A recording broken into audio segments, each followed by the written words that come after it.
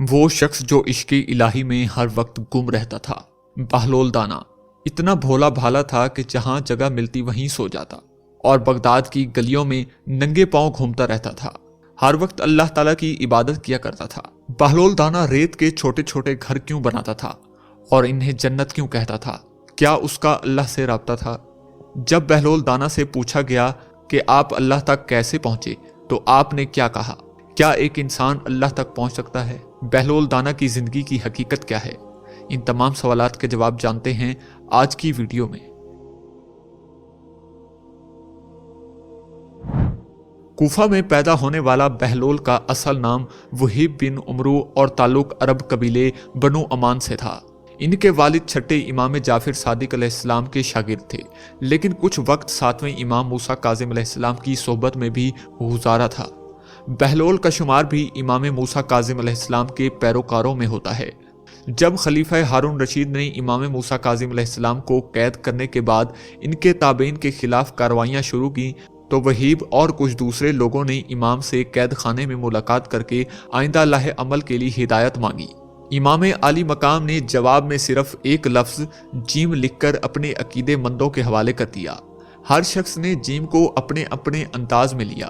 کچھ نے اسے جلا وطن سمجھا اور بعض نے اس کے معنی جبل یعنی پہاڑوں میں روپوشی لیا، لیکن وہیب نے اسے جنون یعنی مجنونیت میں تبدیل کر دیا۔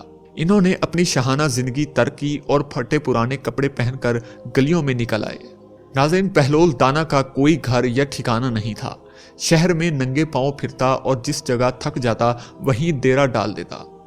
بعض لوگوں نے انہیں مجذوب بھی لکھا ہے کیونکہ وہ عشق الہی میں گم اور ارد گرد کے ماحول سے بے خبر ہوتا تھا۔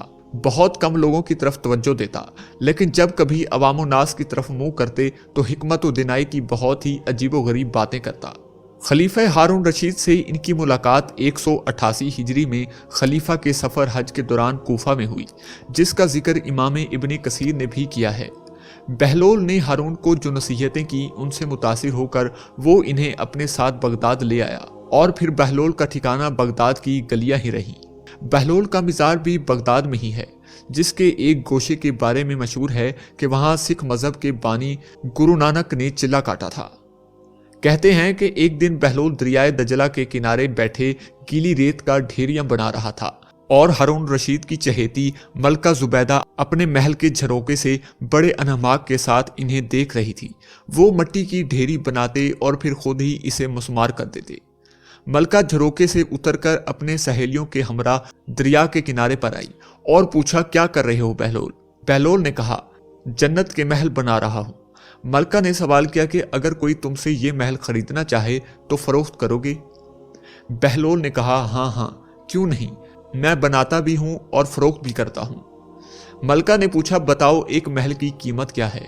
بہلول نے بے ساختہ کہا، 3 درہم۔ بعض لوگوں نے 1 درہم بھی لکھا ہے۔ ملکہ کے حکم پر بہلول کو 3 درہم اسی وقت ادا کر دیے گئے۔ یہ واقعہ ملکہ نے اپنے شوہر خلیفہ ہارون رشید کو بتایا، جسے خلیفہ نے مذاق میں ٹال دیا۔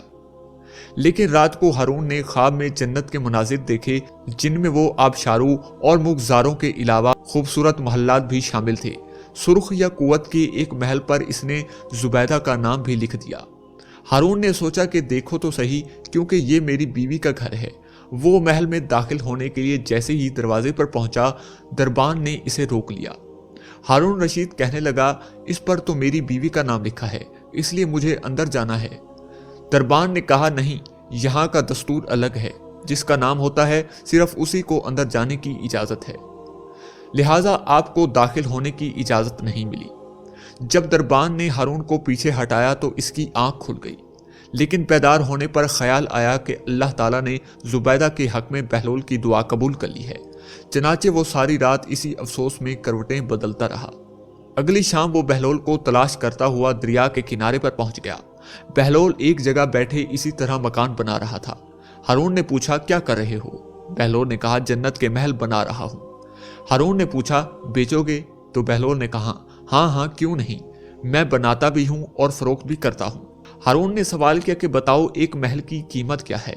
تو بہلول نے جواب دیا، تیری پوری سلطنت۔ ہارون رشید نے کہا، اتنی قیمت تو میں نہیں دے سکتا، کل تو آپ 3 درہم کے بدلے دے رہے تھے، तो आज पूरी सल्तनत मांग रहे हो। बहलोल दाना ने कहा, खलीफा कल बिन देखे मामला था और आज तुम महल देख कर आए हो। खलीफा ये सुनकर मायूसी से घुटनों के बल बहलोल दाना के साथ बैठ गया और कहने लगा, हजरत आप मुझसे मेरी सारी सल्तनत ले लें, लेकिन मुझे एक महल दे दें। हजरत बहलोल दाना ने खलीफा की आजिज़ी देखी तो कहा, मैं तुम्हारी इस सल्तनत का क्या करूंगा। इस दुनिया की मोहब्बत तो बहुत से गुनाहों की जड़ है। जाओ अपनी सल्तनत अपने पास रखो, मैं इस महल को भी तुम्हारे लिए 3 दिरहम में फरोख्त करता हूँ। मारूफ बुजुर्ग सैयदना सिरी सक्ता फरमाते हैं, एक बार मुझे कब्रिस्तान जाना हुआ। वहां मैंने बहलोल दाना को देखा। एक कब्र के करीब बैठे मट्टी में लूट पूट हो रहे हैं। मैंने पूछा, आप यहाँ क्यों बैठे हैं? जवाब मिला, मैं ऐसी कौम के पास हूँ जो मुझे अजियत नहीं देती और अगर मैं गायब हो जाऊं तो मेरी गिबत भी नहीं करती। एक दिन बहलोल बाजार में बैठे थे कि किसी शख्स ने पूछा, बहलोल क्या कर रहे हो? तो बहलोल ने कहा, बंदों की अल्लाह से सुलह करा रहा हूँ। इस शख्स ने कहा कि फिर क्या बना? बहलोल ने कहा कि अल्लाह तो मान रहा है लेकिन बंदे नहीं मान रहे। कुछ अरसे बाद इस शख्स का एक कब्रिस्तान के पास से गुजर हुआ तो देखा बहलोल कब्रिस्तान में बैठे हैं। करीब जाकर पूछा, बहलोल क्या कर रहे हो? बहलोल ने कहा, बंदों की अल्लाह से सुलह करा रहा हूँ। इस शख्स ने कहा, फिर क्या बना? बहलोल ने कहा, बंदे तो मान रहे हैं मगर आज अल्लाह नहीं मान रहा। अल्लाह ताला तक पहुंचने का तरीका जो कि बहलोल दाना की जिंदगी से मिलता है। हजरत बहलोल दाना के ज़माने में बगदाद के बादशाह की दिली तमन्ना थी कि हजरत बहलोल दाना से इसकी मुलाकात करें, लेकिन आप कभी भी बादशाह के दरबार में तशरीफ न ले गए। एक दिन यूं हुआ कि बादशाह छत पर बैठा था कि इसने हजरत बहलोल दाना को शाही महल के करीब से गुजरते देखा तो फौरन हुक्म दिया कि हजरत बहलोल दाना को कमंद डालकर महल की छत पर खींच लिया जाए। चनाचे ऐसा ही किया गया। जब आप बादशाह के सामने पहुंचे तो बादशाह ने पूछा, ये फरमाइए कि आप अल्लाह ताला तक कैसे पहुंचे? फरमाया, जिस तरह आप तक पहुंचा। बादशाह ने अर्ज किया, मैं समझा नहीं। फरमाया, ए बादशाह, अगर मैं खुद आप तक पहुंचना चाहता तो नहा धोकर लिबास फाखरा पहनकर दरबान की मिन्नतें करके महल के अंदर दाखिल होता, फिर गर्जी पेश करता, फिर घंटों इंतजार करता, फिर भी मुमकिन था कि आप मेरी दरखास्त रद्द कर देते।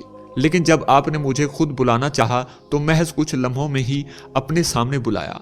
इसी तरह जब अल्लाह को अपने बंदे की कोई अदा पसंद आती है तो उसी लम्हों में कुर्ब की वो मंजिलें तय कर दी जाती हैं जो बड़े बड़े आबदों के लिए बाइस रश्क बन जाती हैं।